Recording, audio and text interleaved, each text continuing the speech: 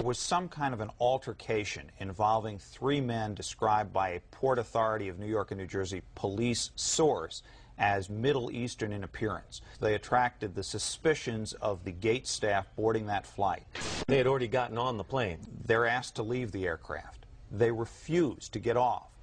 The airline, following its normal procedures, according to this police source, calls the police, which immediately dispatch an emergency service team. So now you have a squad of heavily armed officers that are coming toward the airplane.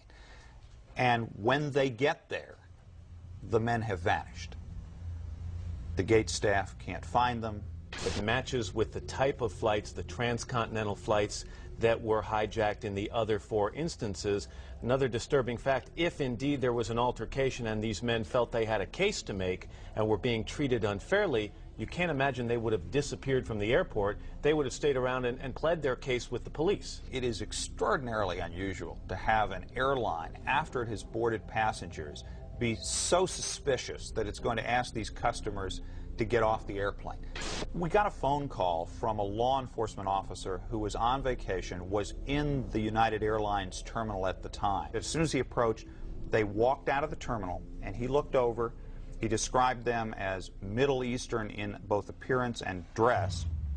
Not sure what that means, but that was his description. He said when they left the terminal through the glass doors, he saw them meet a third man, and they then left. Inside the bags, officials found Al-Qaeda instruction sheets, but false identification prevented investigators from ever locating the bag's true owners. Coincidentally, the hijacker's identification would be found the exact same way.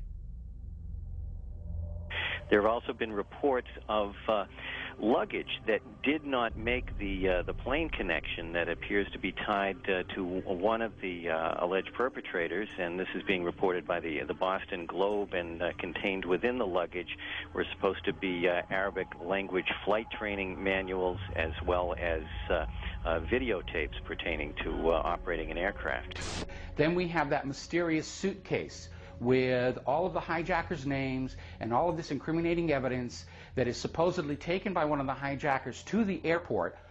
Why, if they are planning on a suicide attack, would they even bother to pack a suitcase? Or if they're just packing a suitcase to look like they're checking luggage, just throw clothes in there. Why put a Koran? Why put flight manuals? Why put all this incriminating information if it's supposedly going to get burned up? And then magically, amazingly enough, this one suitcase doesn't make it onto the connecting flight to New York. And it's just there in baggage handling, waiting to be discovered and found. If the passengers on Flight 23 used false identification, why wouldn't the other hijackers? Based on my personal belief and based on the events of that morning, the decision to halt airplanes, in all likelihood, probably precluded other attacks. Atta and three others would do dry runs of the attacks before 9/11.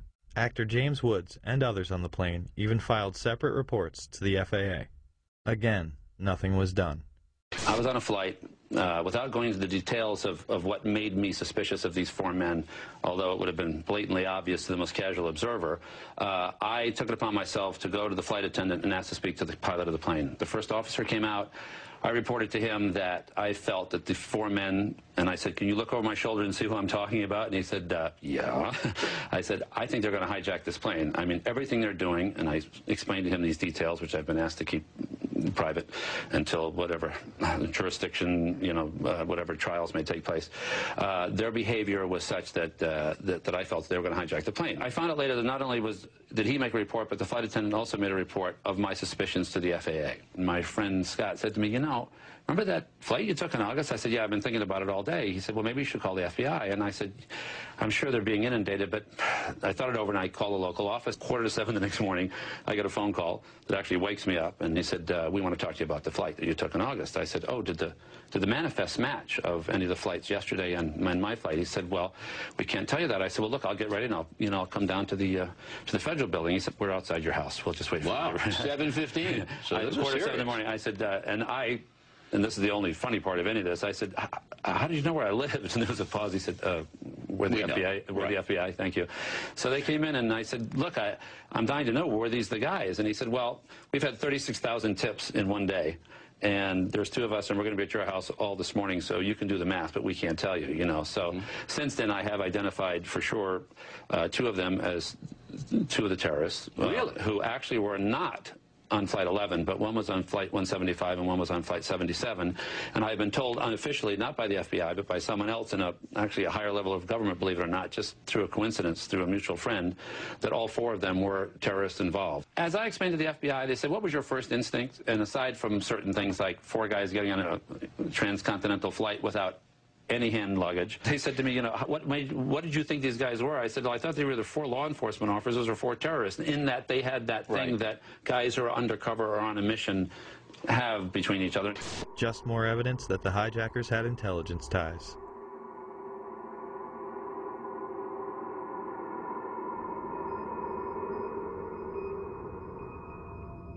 There were almost certainly other targets. Maryland's governor, on the morning of 9/11, stated that his police department had received threats prior to the attacks, not only against the targets that had been hit, but others. That came in today? Pardon? You mentioned threats on Maryland facilities. Are these threats that came in today? Yes. The head of our state police, Dave Mitchell, received a list of 11 sites across the country that were targets. Supposedly this list had been distributed prior to the explosions. Several of those sites were ones that were under attack. Another target on that morning was Air Force One. Although it is never discussed, the perpetrators of the attack somehow got top-secret codes that morning. Brian, what is the credible evidence that Air Force One could have been a target?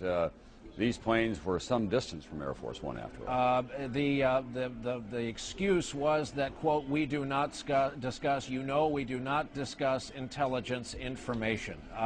Air Force One has been said to be a target in the past during President Clinton's trip to Bosnia during his first term, where they stopped in Aviano and switched out into 3 transport planes. Similarly, they were escorted by fighter jets, as they have in the past, while it is not routine. The White House insisting that the evidence was, and thus the zigzag flight path from Florida to Louisiana, the Air Force is insisting that the evidence is provable and credible that the aircraft and the White House were targets. Ari Fleischer, the White House press secretary, would be pressed on this issue. If you have a threat to Air Force One, it seems as though you're raising an additional threat that perhaps we don't know about. I'm sorry? Raising an additional threat? Involving one of those planes, one of those 4 planes, Ari, is that where the credible threat, or can you say, are we talking about something totally different? You're asking me, in essence, what the source of information is. And I think the American people... Go ahead. We accounted for those 4 planes and what their targets were. Is there, which by deduction, you would assume there is something else that we're talking about targeting Air Force One. There was... Can you make that assumption? I'm not going to lead you any further as to speculating about what was the nature of the threat to Air Force One. But as I indicated, and I'll say it again, it was real, it was credible. Planes that we have accounted for. I'm just not going to speculate about the nature of it. On September 20th, 2001, WorldNet Daily would report much more regarding the threat. The terrorist message threatening Air Force One was transmitted in that day's top-secret White House code words. As the clock ticked away, the Secret Service reached a frightening conclusion. The terrorists had obtained the White House code and a whole set of top-secret signals. This made it possible for a hostile force to pinpoint the exact position of Air Force One, its destination, and its classified procedures. In fact, the hijackers were picking up and deciphering the presidential plane's incoming and outgoing transmissions. In the week after the attacks in New York and Washington, more hair-raising facts emerged. The terrorists had also obtained the code groups of the National Security Agency and were able to penetrate the NSA's state-of-the-art electronic surveillance system. They seemed to have at their disposal an electronic capability that was more sophisticated than the NSA. They also believe that the terrorists are in possession of all or part of the codes used by the Drug Enforcement Agency, the National Reconnaissance Office, Air Force Intelligence, Army Intelligence, Naval Intelligence, Marine Corps' intelligence, and the intelligence offices of the State Department and Department of Energy. Since no single individual has access to every top-level code at any given time, a single mole would not answer the case. It would have to be a large, widely spread number. U.S. experts do not believe bin Laden was capable of infiltrating